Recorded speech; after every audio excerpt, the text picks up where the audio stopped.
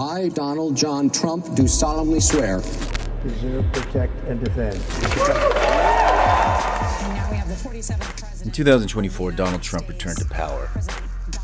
Not with a master plan, not with a detailed platform, but by doing what he always does, talking out of his ass. In fact, the Republican Party didn't even bother with an agenda. If you look at the party platform that we got, very little mention of some of the key social issues. It kind of felt like Trump was just workshopping his presidential platform the way a comic tests out his bits at a nightclub. Just blurting things out, and the crowd maybe laughs, maybe cheers, maybe they boo, and suddenly it's policy.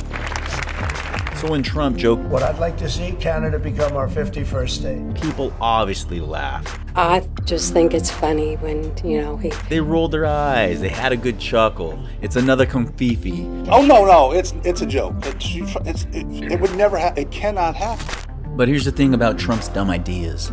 Sometimes the dumbest ideas are the ones we ignore too quickly, especially when they come from your enemy. Because every now and then, the dumbest idea that they blurt out in that moment of ego or delusion, that might be just the one that gives you the upper hand. So when Trump casually suggests just turning Canada into the 51st state, maybe the right move is let him think that it's brilliant. This is the Trump trap. Top Media. If you look at a map, they drew an artificial line right through it between Canada and the U.S., just a straight artificial line. No one really knows exactly when the idea of Canada becoming the 51st state sparked in Trump's little gerbil mind. But we do know this. He started talking about it publicly in early February 2025. And like most of his ideas, it wasn't a policy. It wasn't a proposal. It was just a half joke, maybe a throwaway line. But with Trump, that's usually when the trouble begins. I don't speak badly about somebody's physical disability, but he's got the biggest stomach I have ever seen. I swear. Thank you. Because he's been in this position 1,000 times, just riffing off the top of his head, trying to sound brilliant in the moment, and it's kind of hilarious. Most of the job creation has gone to migrants. Beyond the number of 100%. It's a much higher number than that, but...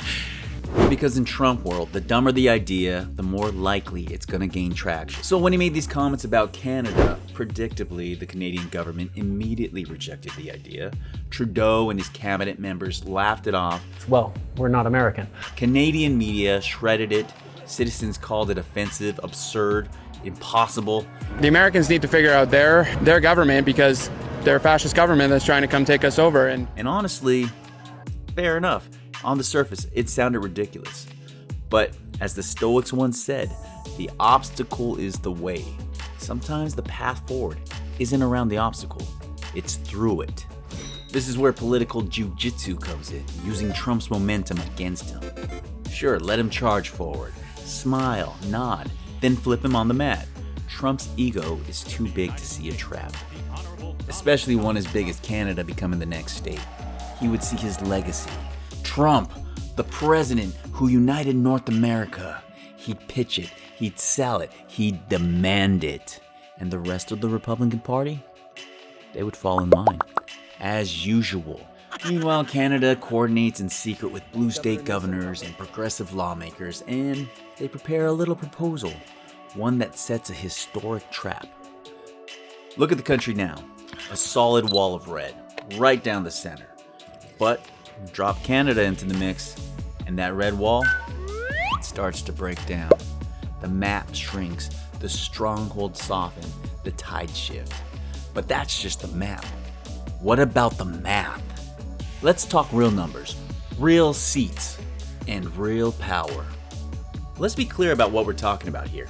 If the US adds Canada as the 51st state, Trump would be inviting a liberal tiger into the country. A polite tiger, sure, one that says sorry a lot, but a tiger nonetheless.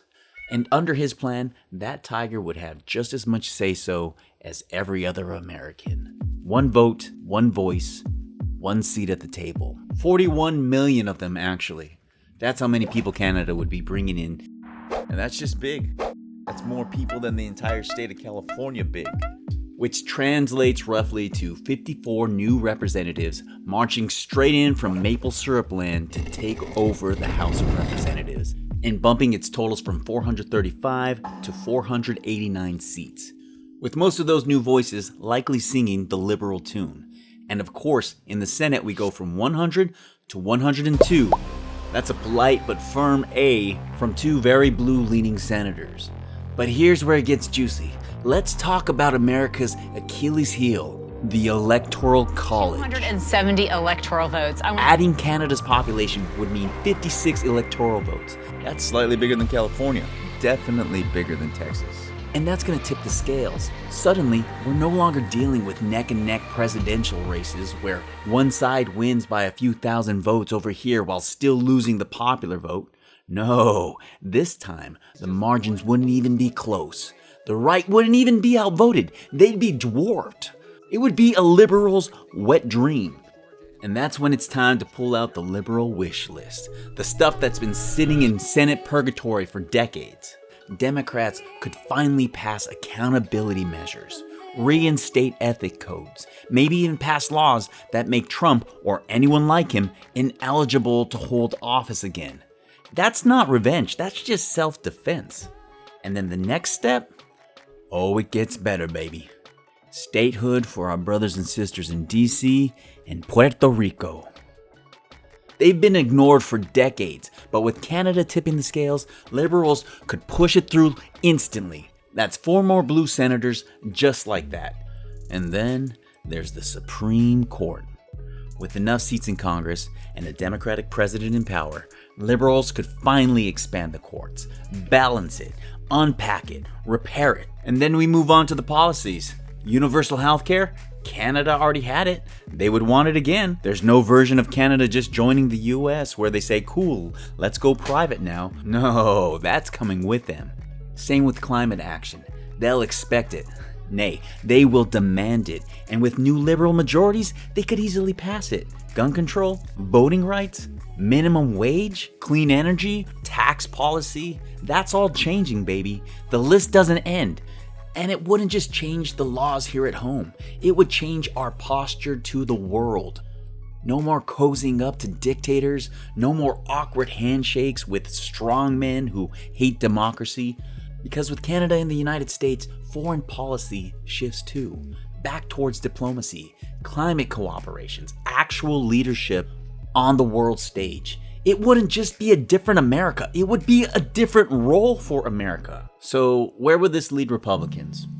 On the outside, watching a movement that they once controlled disappear overnight. The electoral map shattered, the courts shifted, the playbook outdated, and all it took was saying yes to Trump's dumbest idea.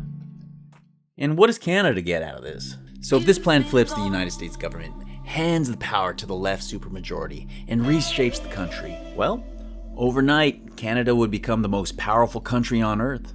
Not by force, not by war, but by controlling 54 votes in a government that couldn't even pass a basic budget last month. Instead of being America's nice upstairs neighbor, they would be at the table making decisions. Think of it like shelter during a hurricane. They would secure their borders, influence the storm. You better believe they'd negotiate upgrades in transit, green energy, housing, border infrastructure, and it all would be built with US dollars, signed off by Congress while they had the votes. And the Prime Minister who would agree to all this would go down in history, not just for saving Canada, but for maybe saving democracy too. And at the end of all that, Canada would get to leave. For reals, no drama, no war, no Brexit-style meltdown. Just a polite, thank you for having us, you're welcome, we'll see ourselves out. Or they could stay. It would be their choice because it would all be written into an exit strategy. To be honest, this was never about staying forever. The power of this plan comes from knowing exactly when to leave. Because remember, this isn't an annexation, it's a temporary alliance, a political jiu-jitsu move. Canada joins, the US flips, the system resets, and then the laws would be passed, the court would be rebalanced, the states are added, and the president is set. And there's no going back. Republicans can scream about it all they want, but But they wouldn't have the votes to reverse anything, because even after Canada leaves, the new states, DC, Puerto Rico, they would be staying. The courts would remain expanded. Universal healthcare systems, they would be there by default. And in a nutshell, the Republicans would have been played. Not by the Democrats, but by the guy they followed blindly. And the country that they didn't take serious. For reals, Canada never gloats. They don't boast. They've been our trusted allies for years, fighting in war side by side, and we never even hear about the sacrifices that they made. Like a roommate who moved in, fixed your life, and left a note that says, "You're welcome, don't screw it up." Or you marry him, just to see what happens. Look, this idea might sound wild, but we live in wild times. And if Trump really is gonna float this, maybe we should use it. Maybe this is how we flip the script. Not with anger, not with violence, but with irony, strategy, and a perfectly polite backfire. So if you think this is an interesting or dangerous or genius idea as I do, share it, send it, post it, stitch it, translate it. Comment below. Because if this idea spreads or evolves into something better, that would be 1,000 times better than just listening to the crazy rants of a madman. And you know, it just might work. And even if it doesn't, I know it'll scare the hell out of the people who think they can't be beaten. Thanks for watching. And if you like these kind of ideas, like and subscribe. Let's see what happens. Top Media.